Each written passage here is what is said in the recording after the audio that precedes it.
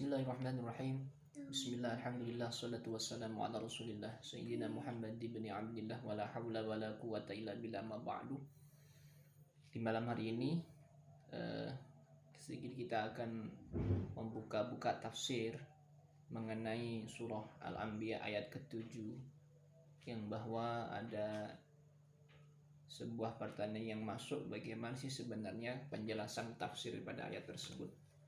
Untuk memahaminya kita perlu membaca ayat secara utuh, tidak sepotong-sepotong ya.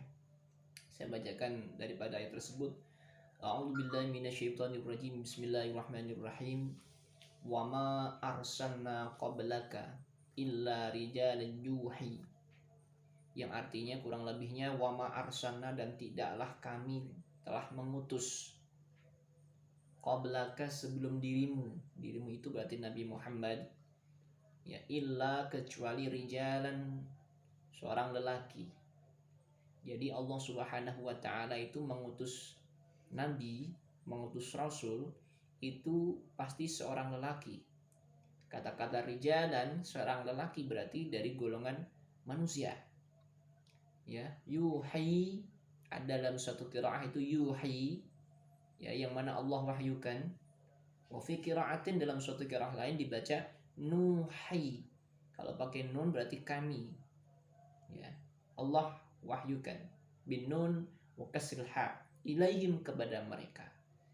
Jadi dari ayat ini yang bagian depannya kalau kita baca secara utuh, bahwa nabi dan rasul itu adalah manusia, seorang lelaki yang mana Allah berikan wahyu kepada mereka melalui malaikat Jibril alaihi salam.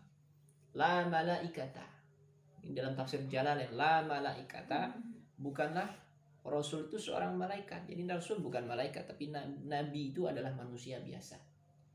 Kalau tidak percaya, lanjutannya ini, fas'alu, tanyakan oleh kalian, silakan kalian tanya. Ahlal dzikri, ahlal dzikir. Ahla berarti ahli. Adzikir, ya, kalau mana translate-nya bisa bermakna orang yang zikir, ingat, atau orang punya pengetahuan. Pengetahuan tentang apa? Kita lihat tafsirnya. Ail ulama bitallah. Ala dzikir di sini adalah alim ulama, para pakar, para orang-orang yang ada pengetahuan tentang kitab Taurat, yang paham tentang kitab Taurat, wal Injil, dan kitab Injil. In kuntum la ta'lamun, jika kalian tidak mengetahuinya. Jadi Nabi Muhammad itu adalah nabi terakhir, rasul terakhir, yang terutus untuk sekian alam. Ya, terlahir dari suku Quraisy di Mekah, yang mana dalam sejarah suku Quraisy menjadi nabi satu-satunya, ya, yang muncul di Mekah. Suku Quraisy loh, suku Quraisy, ya, menjadi sesuatu yang asing lah. Kalau Bani Israel punya nabi dan rasul itu sudah familiar, karena dari zaman Ibrahim alaihissalam turun ke bawah, ya, keturunan dari Nabi Ibrahim alaihissalam, Nabi Ishak itu banyak sekali, Zakaria, Yahya, seterusnya itu banyak golongan nabi dan rasul yang berasal dari suku mereka. Tetapi di kalangan Quraisy, ya, di kalangan Arab, ini ada sesuatu yang asing, yang baru. Oleh karena itu, fas'alu ahla dzikr, kalau kalian tidak percaya bahwa ada seorang rasul dan itu adalah seorang manusia biasa yang mana Allah berikan wahyu kepada mereka, kalau tidak percaya, fas'alu ahla dzikr, tanyakanlah kepada ahli dzikir. Maka kalau kita lihat sejarah, pamannya Siti Khadijah, Nufal bin Waraqah, yang salah, itu ketika Nabi pertama mendapatkan wahyu di Gua Hira, itu kan Siti Khadijah menanyakan kepadanya. Tetapi ahli dzikir di sini adalah ulama-ulama yang paham dengan Taurat dan Injil, dengan pengetahuan yang mumpuni, pengetahuan yang jelas ada, ya. Jadi kapasitasnya ada, tetapi juga jujur. Nih, al-ahbar, para rahib-rahibnya ini adalah rahib-rahib orang-orang yang jujur. Kenapa nanti dikatakan dzalik fa innahum ya'lamuna? Karena mereka para tokoh-tokoh, para alim ulama, ya, orang ada pengetahuan tentang kepada para nabi, fa innahum ya'lam, mereka tahu bahwa akan ada nabi yang muncul di akhir zaman yang namanya Muhammad, lahir di suku Quraisy di Mekah dengan ciri-ciri seperti ini. Mereka tahu akan itu. Wa antum, ila tasdiqihim aqrab min tasdiqil mu'minin bi Muhammadin sallallahu alaihi wasallam. Dan tentunya kalau mereka tahu lebih dahulu, artinya pembenaran mereka terhadap terutusnya risalah Nabi Muhammad sallallahu alaihi wasallam harusnya lebih dekat, lebih kuat, lebih support dibandingkan pembenaran kaum mukmin lagi yang lain terhadap Nabi Muhammad sallallahu alaihi wasallam. Ini tafsir Jalalain. Kita akan melihat makna daripada ayat tersebut dalam tafsir yang kedua, yang mana saya akan buka tafsir Al-Qurtubi yang agak lebih panjang sedikitnya. Bismillahirrahmanirrahim. Langsung kepada kalimah fas'alu ahla dzikri in kuntum la ta'lamun.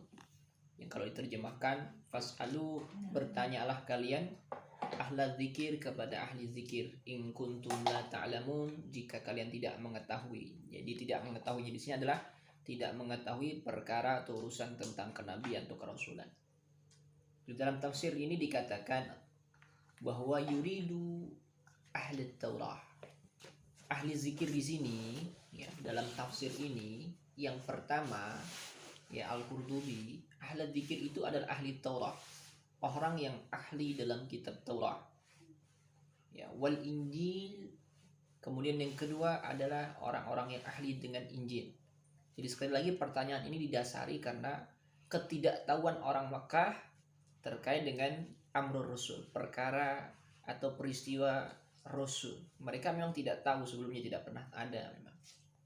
Yang mana alladzina amanu, dengan catatan di sini ahli Taurat, ahli Injil ini adalah selain mereka ahli Taurat dan Injil, alladzina amanu bin Nabi sallallahu alaihi wasallam, mereka juga beriman kepada Nabi.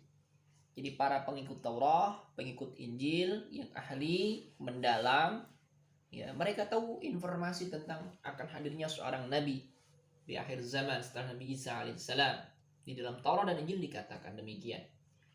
Namun juga alladzina amanu bin Nabi, mereka juga beriman dengan Nabi Muhammad sallallahu alaihi wasallam. Nah, dikatakan di sini qalahu Sufyanu. Sufyan mengatakan wasammahum ahla dzikir. Kenapa disebut dengan ahli zikir? Jadi ahli daripada Taurat dan Injil, kenapa disebut dengan ahli zikir dalam Al-Qur'an? Menurut penafsir dari Sufyan, li'annahum, karena mereka itu kanu yadkuruna khabaral anbiya. Mereka sebelum Nabi Muhammad terlahir sudah sering yadkurun, zikir yang mengingatkan, menceritakan khabar atau informasi tentang para nabi, mimma lam ta'rifhul arabu, yang mana informasi tersebut tidak atau belum diketahui orang-orang Arab, karena orang Arab nggak punya nabi sebelumnya ya, kafir Quraisy, maksudnya orang-orang Quraisy maksudnya ya. Ini terlepas daripada Nabi Ismail alaihissalam. Jadi orang-orang yang Quraisy ini memang tidak ada pengetahuan. Jadi selain mereka itu adalah ahli Taurat, ahli Injil, mereka beriman kepada Nabi. Disebut mereka ahli zikir karena mereka sudah ada pengetahuan sebelumnya. Wa kana kuffaru Quraisyin, dan sungguh para kafir Quraisy, setinggi-tinggi mereka itu, yuraji'una ahlal kitab fi amri Muhammadin sallallahu alaihi wasallam. Mereka ini yuraji'un, mengembalikan, dalam arti mencari referensi, mencari titik jelas, bahasa sekarang tabayyun ya, kepada ahli kitab fi amri Muhammadin, terkait dengan peristiwa Nabi Muhammad sallallahu alaihi wasallam. Kemudian lanjutnya lagi, tidak sampai di sini saja. Waqala Ibnu Zaid berkata, arada bidzikir al-Qur'an. Ada juga yang memaknai ahlu zikir itu adalah al-zikru al-Qur'an. Jadi kalau tadi ahli zikir itu bermakna ahli daripada Taurat dan Injil, karena mereka sering menyebut-nyebut, mengulang-ulang tentang peristiwa-peristiwa kenabiannya dari banyak nabi. Nah, tapi yang kedua ini arada bidzikir al-Qur'an, arada bidzikri al-Qur'an. Zikir di sini adalah Al-Qur'an itu sendiri. Jadi kita diminta bertanya kepada orang-orang yang betul-betul faham tentang Al-Qur'an. Maksudnya fas'alu, tanyakanlah oleh kalian al-mu'minina, terhadap atau kepada orang-orang mukmin, al-alimina, yang alim, mereka itu alim, min ahlil Quran, daripada ahli-ahli Al-Quran. Jadi kalau ini disambung dengan ayat depannya tidak dipotong, perkara atau urusan tentang segala tentang kenabian kerasulan, kalau kita tidak paham, kita diminta bertanya kepada ahli Al-Quran yang alim. Ya, itu yang penjelasan yang berikutnya.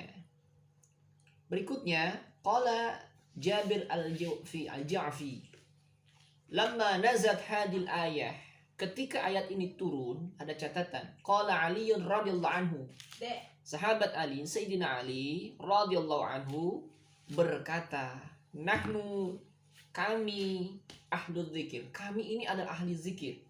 Ini statement dari Sayyidina Ali ketika ayat ini diturunkan. Beliau mengatakan, nahnu ahli zikir. Kami ini ahli zikir.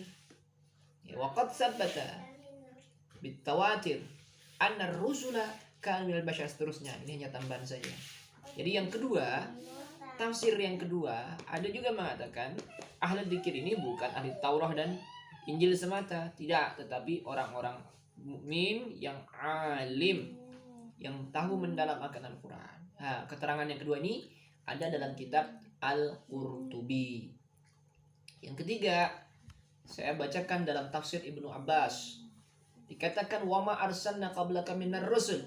Ya, ini ayatnya utuh. Jadi kalau kita baca ayat harus utuh. Dan tidaklah kami mengutus sebelum kamu dari rasul-rasul sebelum engkaunya Nabi Muhammad, illa kecuali mereka itu rijalan, adalah seorang lelaki. Jadi dimanapun, kenapa kalau dalam pengetahuan kita rasul harus laki? Memang betul. Minal basyari, ya, daripada golongan manusia, ya, mislika yang semisalmu. Nuhi ilaihim, kata Allah, kami wahyukan kepada mereka para rasul. Nursil ilaihim al malaikah, kami utus kepada mereka ya, malaikat. Kama arsalna ilaik, sebagaimana kami utus kepadamu.